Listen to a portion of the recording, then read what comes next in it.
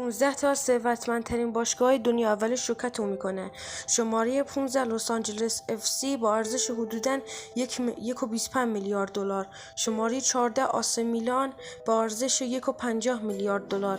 شماره 13 اتلتیکو مادرید 1.70 میلیارد دلار. شماره 12 بروسیا دورتموند 2.5 میلیارد دلار. شماره 11 یوونتوس 2.15 میلیارد دلار. شماره 10 چلسی 3.25 میلیارد دلار. شماره 9 تاتنهام 3.30 میلیارد دلار. شماره 8 آرسنال 3.40 میلیارد دلار. شماره 7 پاریس سن ژرمن 4.6 میلیارد دلار.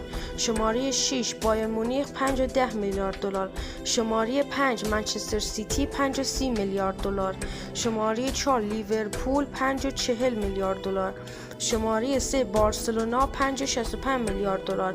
شماره 2 منچستر یونایتد 6.60 میلیارد دلار و شماره 1 رئال مادرید با 6.75 میلیارد دلار. کدومتون شیگه زدتون کرد؟